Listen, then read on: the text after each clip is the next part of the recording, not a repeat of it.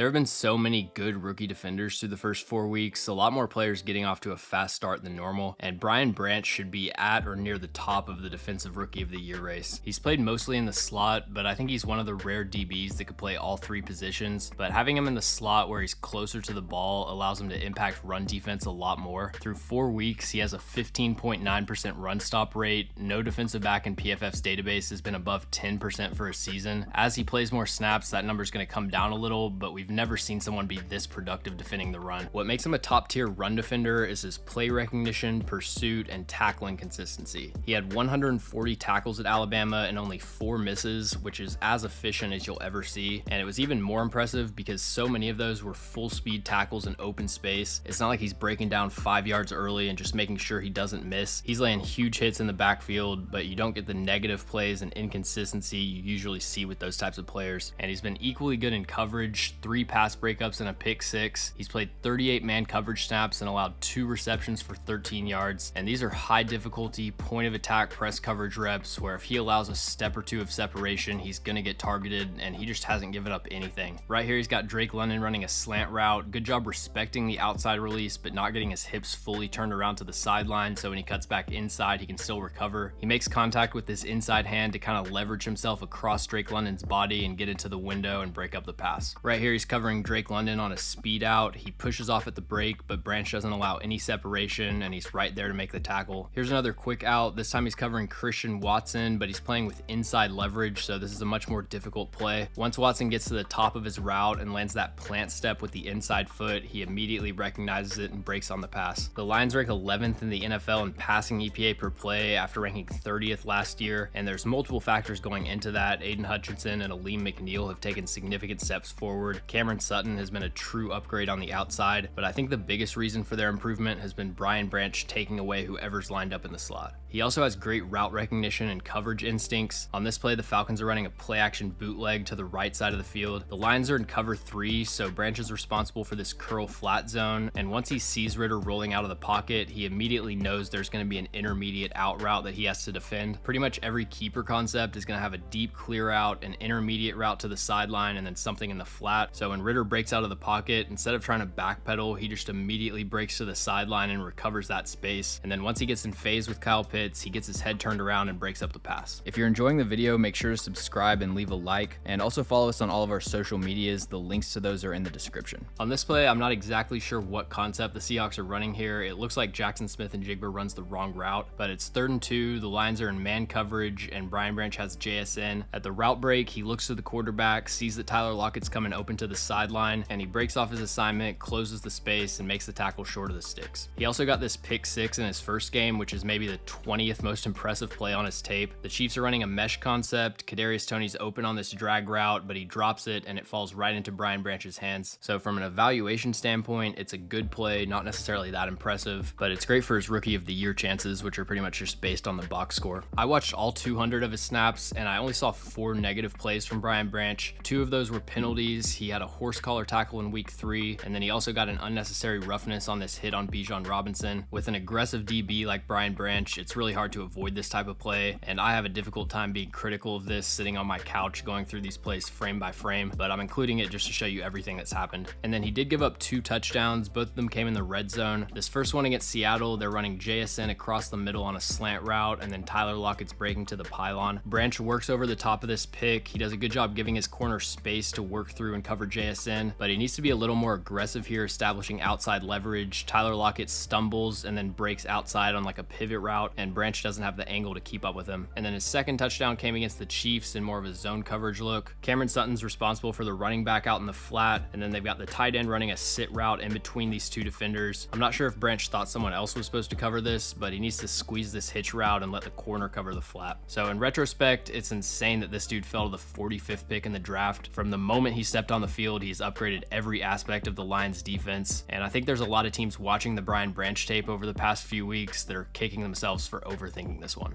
Thanks for watching. If you enjoy the video, make sure to like and subscribe. Also, let me know in the comments any NFL players or teams that you'd like me to cover.